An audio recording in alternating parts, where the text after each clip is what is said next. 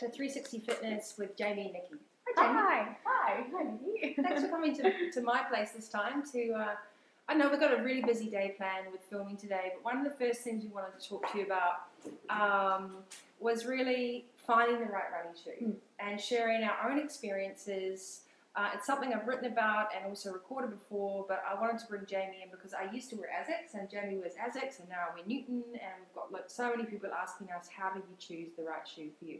So let's start with Jaimie. What sort of runner are you? Like, do you get told that you land on your forefoot more, or do you heel strike, or just tell us a bit about you? I think just from seeing video footage before, I actually had no idea, as probably 99% of the population, and I think I run on my midfoot. So I actually land around this sort of area and then go onto my forefoot. Yeah, that's pretty, that's actually pretty unusual, because a lot of people used to think they had to heel strike. So they sort of taught themselves to do that. And I think I also used to land on my midfoot. I never was a heel strike runner. But once I started to use Newton shoes, which pushed me more onto my forefoot, I changed the style of my running completely. Wow, okay. So now I can't, it's really hard to go back. Yeah. So, but what a shoe that might be right for me might not be right for Jaimie. So we want to share with you, personal choices and 5 tips that you can get the right information on finding the shoe for you. And number 1 is understanding the elements of a shoe, and that all shoes are not created equal. So you can see, do you have any of your more built-up shoes, James? I do. So James is going to go and get those. For example, this you'll see here has a higher amount of support in the heel versus what a race shoe is that Jaimie has got from ASICS, which is a lower profile shoe, a fairly flat shoe with the same kind of amount of sole, mostly all the way through, which is generally lightweight, used for racing, not used for long distance training unless you're used to it, and offers little kind of structural support. So you're really relying on your body's anatomical muscles and tendons and everything else to run. Yeah, exactly. And then you've got your more built-up shoe, like you might have heard of your Kayanos, your Nike Pegasus and that sort of thing, which offer more structure on the heel, which runs through the midsole, and probably still quite a built-up, right through to the toe as well. So you've got quite a structured shoe. The problem with a lot of shoes is they force you to strike on your heel, which is great for when you're walking, but actually when you're running, your anatomical requirements are that you strike on your forefoot first, or a bit higher over your body or over your foot. And I'll put a video extra of this and on the end of my show notes on the podcast to show you what that actually looks like, the little stick figure thing. Excellent. So the first thing you need to think about is where are you in your running, don't you think? If you're just starting out, or if you've been running for a little while, or if you're that elite level. Yeah, exactly. So, if you're in an elite level and you've tried different shoes and you've been running for a long time and you want to go and, you've seen someone in the running club, or maybe your friend that's been running on something different, you want to try it out, I think, try some things and see what makes it work for you, but understand that you need to build up slowly. So if you're going from a high-profile shoe to a low-profile shoe, like a Newton have just brought out this energy shoe, which is a transition shoe from a high-profile shoe to a low-profile shoe. Make sure that you go slowly, right? Yeah. Otherwise, you'll end up with really tight Achilles, which will end up with plantar fasciitis or a strained tendon, something like that. Exactly. So you can really easily injure yourself by not listening to instructions on barefoot running or low-profile shoes. So first of all, know what style of runner you are. Are you new to running? Are you just getting back into running? Or are you already regularly running and you want to change your shoe? Those are 3 things you need to be able to tell the person that you'll be looking at buying your shoes from. The second thing, Jane, is what about injury history? Do you think that's important? Yeah, I definitely do. I think when you go into the shop, try and go into the shop and get someone that's quite experienced to fit you, rather than just buy online and sort of hope for the best. And then definitely tell them that you're prone. Maybe you've had a broken ankle in the past, or you're prone to injury, and you get tight calves, and they then can push you towards a running flat, or maybe a shoe with more midsole support. Exactly.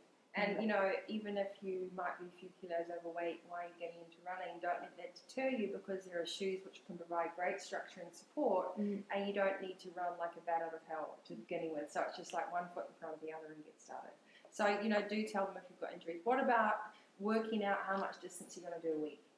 Yeah, I think definitely if you're if you're just getting back into it or you're just starting out for the first time with running, just do it.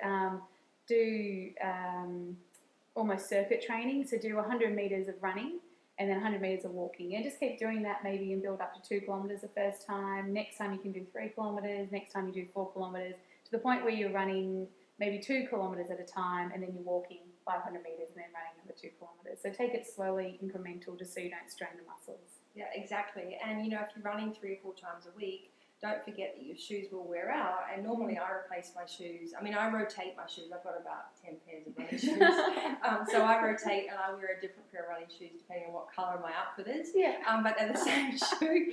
However, if you're wearing the same running shoe all the time, you're generally looking at a 6-month changeover if you're averaging on, you know, sort of 20K. Or how many miles would that be? Yeah, I think even you'd be looking at almost 2 months to 3 months swapping your shoes over. Exactly. If you're running any more than maybe 20 Ks a week, definitely. And how can you tell when you need to replace your shoes?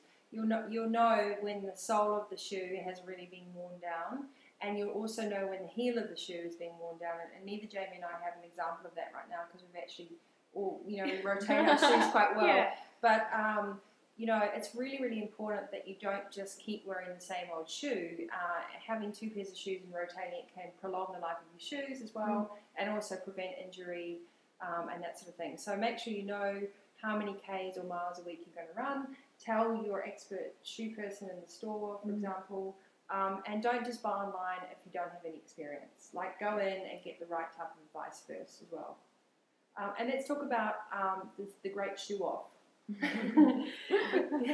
And you know, and how not to get intimidated by people that are particularly passionate about the shoe they run in. Like, you have to have it. Oh my God, they're amazing. And you're like, oh, but it's not right for you, and then you end up feeling really miserable. Yeah. Oh, I just like the colour. That's really dangerous. Yeah. So the other thing is knowing what type of running you're going to do. So are you going to run the road? Are you going to run the trail? Or are you going to do a bit of both? So, you know, Jaimie and I both love running the Nikki National Park. Yes. Yeah, so there's a bit of road, a bit of off trail, a bit of dirt, a bit of sand. Do everything, a bit of everything. What shoe do you wear for that run? I am probably a little bit naughty. I still wear the Hyperspeed, and when I do start to get tight Achilles and I'm prone to plantar fasciitis as well, I'll swap to my DS trainer, and that just gives me a little bit more mid support, a little bit more comfort and support around the heel area as well, especially if we're doing the hilly sort of tracks in the national park. But I am a little bit naughty in that I do stick to the Hyperspeed a little bit too much, probably. But you're used to a lightweight shoe. Yeah, so exactly. Really yeah. And what about longer distance? Do you feel that you still wear the Hyperspeed, a race shoe for longer distance? You went for a 2-hour run the other day. What shoe did you wear? For the first time. Oh, right, okay. I actually wore the DS Racer for that, and that was because it does actually provide a little bit more mid support, I find, for my feet. And it's a little bit more, I'm able to make it a little bit tighter and more a tight fit, I suppose, around my foot, just so if I am rolling or anything like that, I'm not getting as affected as if I was in the Hyperspeed, which tends to fit a little bit wider on my feet. So that's the other thing, and I think it's a great segue. The shoe that you buy should fit your foot. It's not just the length, it's also if you've got a narrow foot or a wide foot. I mean, I don't know about you, Jaimie, I have really narrow feet. So, and you don't want it too tight, but generally speaking, for running in a shoe, you need a gap where your toe is and before the end of the shoe, because your foot will always move forward. So never buy a shoe where your toe is completely on the edge of the thing. You should have maybe a thumb. A thumb is always a good guide. And then, you know, even if you don't wear thick socks, you need that ability. But your foot shouldn't move from side to side in the shoe. That's really important. Yeah, and especially when you're sweating as well, your foot will actually get bigger, especially if you're doing those long 2-hour runs. And that's really important as well, just make sure you have a little bit more room coming forward. And, you know, the other thing, I've got this fascination with great running socks. Like, when I find a running sock that fits perfectly, then I'll buy 10 of them. Yeah, I'm the same. Because it's really personal, and I don't like ones that show. I just like the really super thin ones and that just fit like a glove, and they don't cause any chafing, they're not too thick. They've got different tension. I mean, you can buy a great running sock for $5. You don't need to spend $15 to $20, and you just got to find one that fits you really well and doesn't slide down when you're running, and doesn't cut off your circulation. Yeah. Well, sounds like a bra. Yeah, exactly. A little bit bra fitting too. And don't lace your shoes too tight. So one of the things I wanted to show you as well is where to lace your shoe when you're running, because everybody's got a different, whether or not to use the second eyelet up here.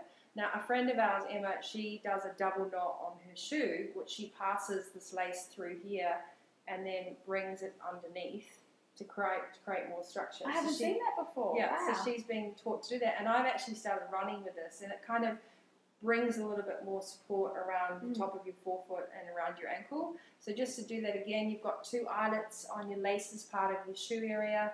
You can go to the back eyelet with the same lace on the same side, thread it through, pull it, and loop it through itself. I'm not very dainty with that. But then we have a same way to lace your shoe up. So it's, it's personal. Yeah. Because I've never used to do that. You'll see on most of my shoes, I'm only using the front eyelet there as well. What about you? And I'm exactly the same, using the front eyelet. Is there a reason, or you just didn't think about it? I think that the shoelaces are just short. So once they get to do a double knot, otherwise they tend to come out. I don't have any room to go into the second eyelet. Yeah. So just on the sock subject again, I was speaking to a friend. I was getting really bad blisters, and apparently my socks were too thin, and I have to wear thicker socks. So I might have to go up half the size in my running shoes just so I can wear the thick socks. Wow, I'll be interested to see how that goes, because I always find running in thick socks really uncomfortable. I'm the same. And actually give me blisters underneath my feet. Yeah, underneath and also in between my toes as well. Yeah. So, okay. Well, there we go. Stay tuned for the sock diaries. We'll be getting back to you about that, because I think one of the most important things is a running shoe or anything you do for fitness and exercise. It has to be comfortable, and that's the most important thing. And if you're going to go to a low-profile shoe, you have to take the time to do it. So let's recap our 5 top shoe things. Jane, what was your first one?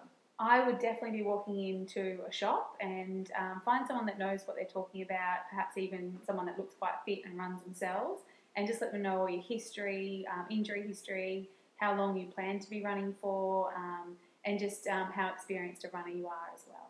Exactly. And number 2, try a whole lot of different shoes on and spend some time in them in the store. Walk around in them, jog in them, because it's quite different looking at a shoe and lacing it up as it is to actually jogging on the spot and feeling the momentum. Yep. So try lots of different shoes on so you get the feeling. Yep. The second thing is remember the fit. Well, the third thing is you should have like a thumb gap between your big toe and the end of the shoe, generally speaking.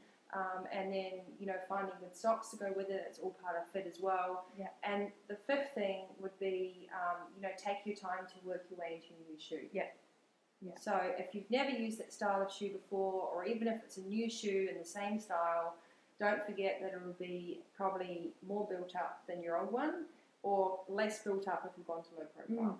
Yeah, and make sure it looks good too. Yeah. So you want to wear it. Yeah, exactly.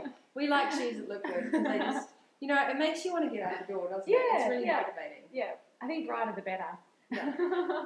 Exactly. Well, that's, as you can see with your new I'm sure some of the guys listening to this are going, we just want black shoes, and where are all these colours coming from, But I definitely think that pink makes you go faster. I do, definitely. So if you want more information, you can head to asics.com.au or asics.com, newton.com.au or newton.com, vitalitycoach.com.au will have show notes, the top tips from Jaimie and I on choosing your right running shoe. We'll actually be showing you some running technique videos as well. We'll be doing some running on your forefoot, running midfoot, and heel strike to show you the difference.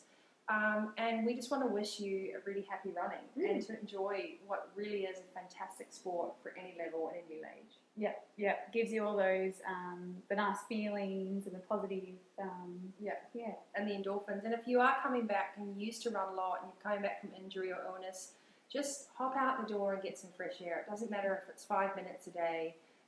Don't worry about what your past personal bests were, or move on, create a new section in your life, a new fitness journey, a new training journey, because it's your own body and your own mantra. Yeah.